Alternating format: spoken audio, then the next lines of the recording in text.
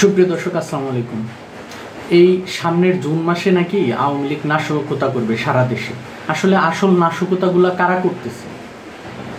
এই রিপোর্টটা আসছে যে প্রায় গণমাধ্যমে আলোচনা হচ্ছে, প্রায় ইউটিউবার এটা নিয়ে আলোচনা করতেছে যে আওয়ামী লীগ হয়তো ভয়ঙ্কর রূপে ফিরে নাশকতা করবে জুন মাসে, তাদের আসল শক্তি দেখবেন।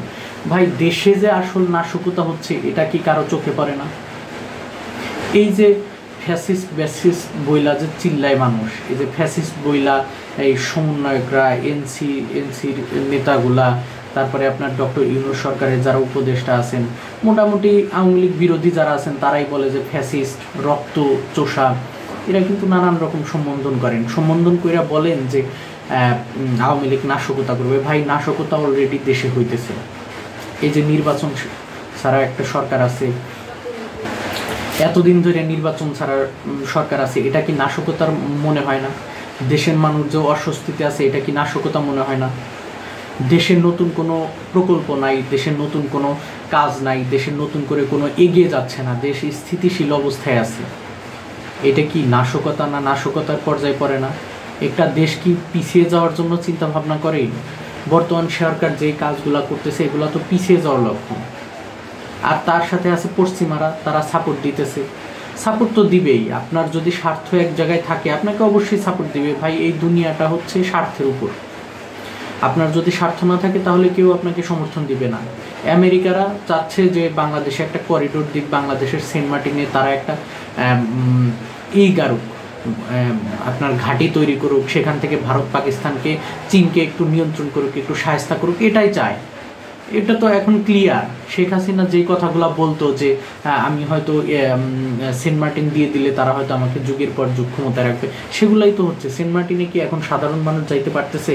বা কি হচ্ছে সেগুলা কি এখন সাধারণ মানুষ জানে না? দিন দিন তার কথাগুলো কিন্তু বাস্তব হচ্ছে।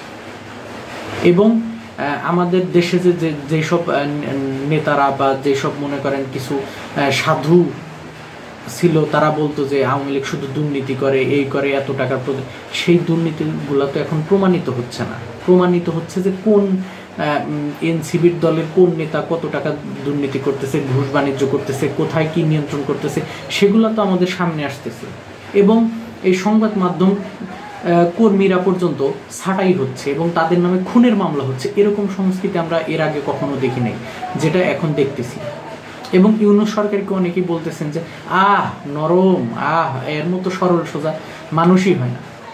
অথচ এর দ্বারা যে অপকর্মগুলো হচ্ছে, এই যে আমরা কি দেশে এখন যুদ্ধ চাই, যুদ্ধ নিয়ে টাল বাহানা করা হচ্ছে। ভারত পাকিস্তান পার্শ্ববর্তী দেশে কিন্তু যুদ্ধ অবস্থা বিরাজ করছে। এর মধ্যে আমরা নতুন করে চাই না যে আমরাও না আঙুল দেওয়ার চেষ্টা করি, কারণ আমাদের ওই সমর্থন নাই, বা যুদ্ধ একটা দেশকে কখনো ভালো করতে পারে না।